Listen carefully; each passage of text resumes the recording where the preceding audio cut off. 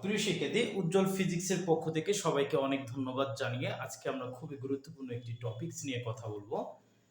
সেটি হচ্ছে আমাদের ভেক্টর ক্যালকুলাস। মনে রাখবে, এই ভেক্টর ক্যালকুলাসের গুরুত্ব ফিজিক্সে খুবই বেশি। আমরা গত লেকচারে দেখেছিলাম একটি অপারেটরের সাথে পরিচয় হয়েছিলাম, অর্থাৎ ভেক্টর ক্যালকুলাস এই পার্টটি কমপ্লিট করার জন্য আমাদের একটি অপারেটর লাগে। সেই অপারেটরটির নাম হচ্ছে ন্যাবলা অপারেটর বা ডেল অপারেটর বা ভেক্টর অপারেটর। এই ভেক্টর অপারেটরের মাধ্যমে আমরা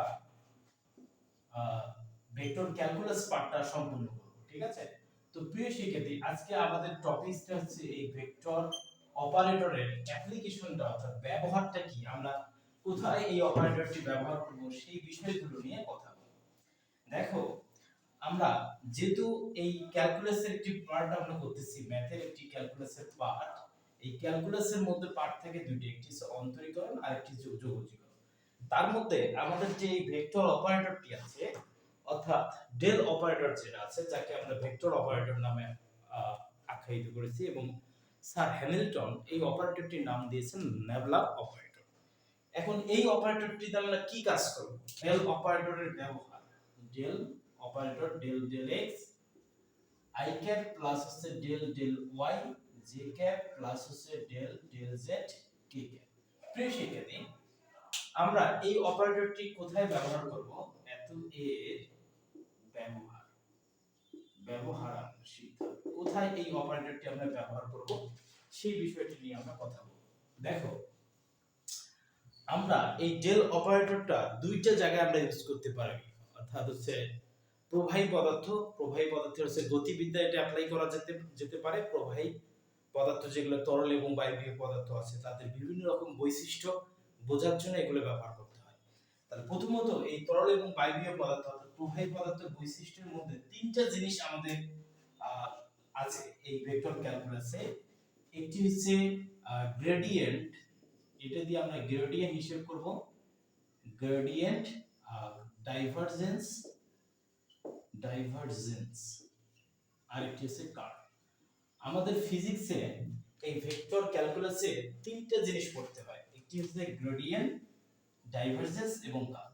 এগুলো কার বের হবে? অ্যাকচুয়ালি গ্রেডিয়েন্ট, ডাইভারজেন্স, কার্ভ এগুলো কার বের হয়? কোন একটি প্রবাহী পদার্থের। ওকে, তাহলে দেখো, আমরা এই ডেল অপারেটরের ব্যবহার এক নম্বর যেটা দেখব, এই গ্রেডিয়েন্ট, ডাইভারজেন্স এবং কার্ভ এই তিনটে জিনিসের সংজ্ঞা প্রদান করার জন্য আমাদের এই অপারেটরটি লাগে। তাহলে এক নম্বর গ্রেডিয়েন্ট,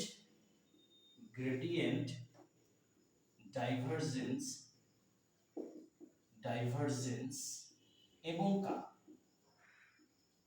কার্ভ এর সংজ্ঞা প্রদানে আমরা এই ডেল অপারেটরটি ব্যবহার করতে পারি। দুই নম্বর, মহাকর্ষীয় যে ক্ষেত্র আছে বা তড়িৎ ক্ষেত্র যেটা আছে, তড়িৎ ক্ষেত্রের প্রাবল্য, মহাকর্ষীয় ক্ষেত্র প্রাবল্য, তড়িৎ বিভব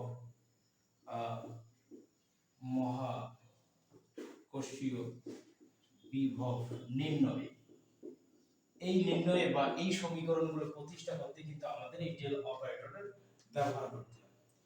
তিন নম্বর অ্যাপ্লিকেশন যেটা আসে, খুবই গুরুত্বপূর্ণ অ্যাপ্লিকেশন, যেটা আমরা বিখ্যাত বিজ্ঞানী জানি ম্যাক্সওয়েলের কিন্তু চারটি সূত্র আছে বিখ্যাত। এই ম্যাক্সওয়েলের চারটি বিখ্যাত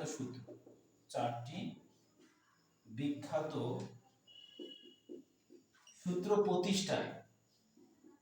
প্রতিষ্ঠায় আমাদের এই ডেল অপারেটরটি ব্যবহার করা হয়। চার নম্বর যেটা, সেটি হচ্ছে তোমরা সবাই জানবে, গাউসীয় যে ল আছে, সেকেন্ড পেপারে তোমরা পাবে গাউসের সমীকরণ প্রতিষ্ঠা, অর্থাৎ গাউসের যে সমীকরণ যেটা আছে এটা প্রতিষ্ঠা করতে ব্যবহার হয় উপপাদ্য। অর্থাৎ গাউসের যে উপপাদ্য আছে, গাউসের উপপাদ্য উপপাদ্যে ব্যবহার করা হয়। ব্যবহার, তাহলে গাউসের উপপাদ্যে ব্যবহার করা হয় 5 নম্বর যেটা যেটা দেওয়া আছে স্টকের উপপাদ্য। স্টক স্টকের উপপাদ্যে তাহলে গাউস স্টকের উপপাদ্যেও এটি আমরা ব্যবহার করি। তাহলে আমরা মোটামুটি এই ডেল অপারেটর আমরা ফিজিক্সে কোথায় কোথায় ব্যবহার করব সেটা আমরা শিখে নিলাম। আমরা আরেকটু রিভিশন দেই যে কোথায় কোথায় ব্যবহার করব।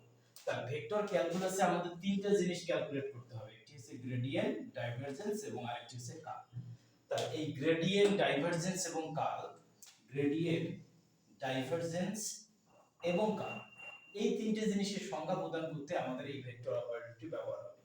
তড়িৎ ক্ষেত্রের প্রাবল্য, মহাকর্ষীয় ক্ষেত্র প্রাবল্য, তারপর হচ্ছে তড়িৎ বিভব, মহাকর্ষীয় বিভব নির্ণয়ে আমাদের এই ডেল অপারেটর ব্যবহার করা হয়। তারপর ম্যাক্সওয়েলের বিখ্যাত চারটি যে সূত্র আছে, এই ম্যাক্সওয়েলের বিখ্যাত চারটি সূত্র এই আমাদের ব্যবহার করা হবে। ঠিক আছে? আবার ব্যবহার করা হয় আমাদের যে গাউসিয়ান উপপাদ্যে ব্যবহার করা হয় এবং স্টোকের উপপাদ্য একটা আছে, স্টোকের উপপাদ্যে ব্যবহার করা হয়। আরেকটা আছে ব্যবহার হয় প্রবাহী গতিবিদ্যা। তাহলে এই প্রবাহী যে গতিবিদ্যা আছে, কোয়ান্টাম বলবিদ্যা, কোয়ান্টাম বলবিদ্যা, কোয়ান্টাম বলবিদ্যা, তাহলে প্রবাহী গতিবিদ্যা, কোয়ান্টাম বলবিদ্যাতেও ব্যবহার করা হয়। ঠিক আছে? তড়িৎ গতিবিদ্যা, আবার আরেকটি জিনিস আছে তড়িৎ গতিবিদ্যা, এই সমস্ত জায়গায় আমরা এগুলো ব্যবহার করতে পারি। প্রিয় শিক্ষার্থী, আমরা অ্যাকচুয়ালি দেখলাম যে আমরা কেন ভেক্টর ক্যালকুলাসে এই ডেল অপারেটর ব্যবহার করব। মনে রাখতে হবে এইভাবে যে ক্যালকুলাসে পার্ট হচ্ছে দুইটা, একটি হচ্ছে অন্তরীকরণ, আরেকটা হচ্ছে যোগজীকরণ। তাহলে তার মধ্যে আমরা মোটামুটি প্রত্যেকটা পার্ট নিয়ে আলোচনা করছি। প্রিভিয়াস ভিডিওতে আমরা অন্তরীকরণের যে বেসিক কনসেপ্ট যেগুলো আছে, বেসিক কনসেপ্টগুলো আমরা আলোচনা করেছি। তোমরা অবশ্যই আগে অন্তরীকরণের বেসিক কনসেপ্টগুলো দেখবে।